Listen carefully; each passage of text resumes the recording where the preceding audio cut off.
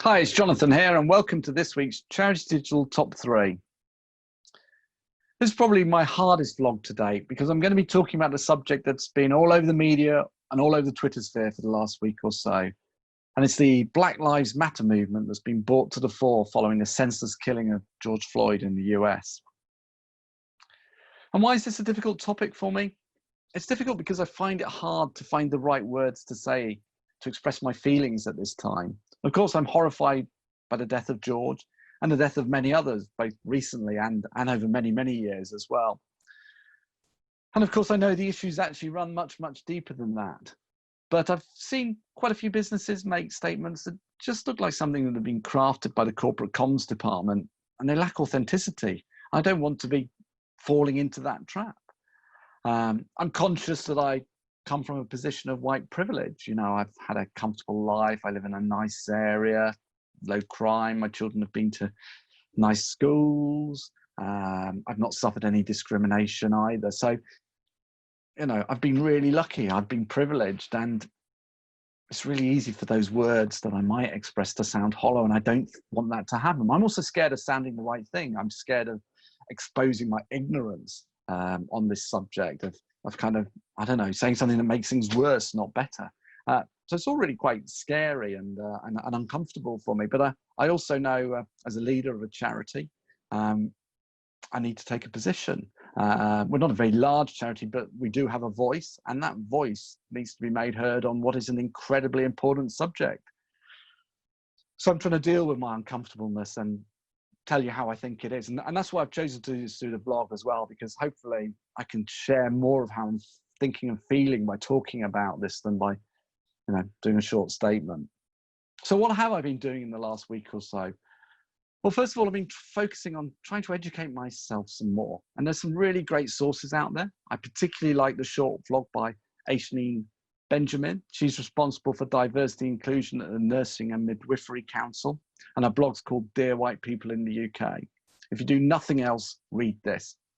And I hope, by the way, that I pronounced her name correctly. The second thing, if you're data-driven like me, is to actually go and look at the government's own stats on inequality. And you can then just see what a real issue we've got here. These are obviously just a snapshot and averages, but they show many Black children being failed by the educational system. They show Black people on average earning less. They show greater stop and search. They show higher levels of fear of crime and lower health outcomes for Black people. And in a free and equal society, we shouldn't be seeing these differences.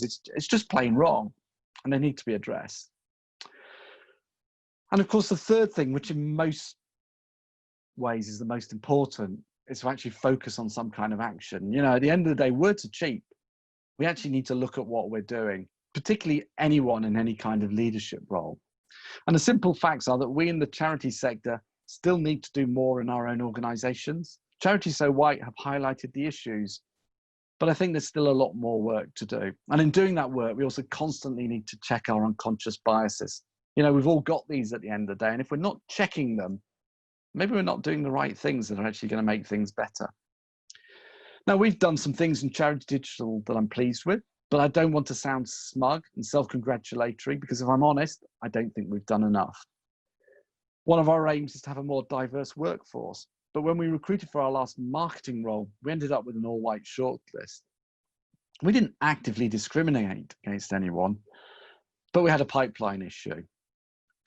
But that's not a good enough excuse at the end of the day. And so we're actually recruiting again now. We've made some changes to our recruitment process, and I'm hoping if you ask me in a month's time how we've done, we're going to have a better outcome. There's also a number of other areas that we're looking at taking actions as well. I think that's the point. It might seem small, but if we all take those actions within our own organizations, then I think we honestly can change society at the end of the day. And that's what needs to happen. So that's just about all I've got time for this week. But I do want to share my one work from home tip. And this week it's kind of about saying no to meetings, or at least prioritizing them. If, like me, you found your diary too full of Zoom meetings, I think the issue has been it's kind of too easy. You know, someone sends you a request, can you meet in 2 days' time in that little 1 hour slot you've got? And it's just too easy to say yes. And it means there's not enough time to do the important work that we need to do as well. So more active diary management, that's top of my list at the moment. I've been doing that for the last week or so. It's definitely helping, although I still got more work to do there as well. Anyway, that's all from me this week. Hope to speak to you again soon, and have a good week. Bye.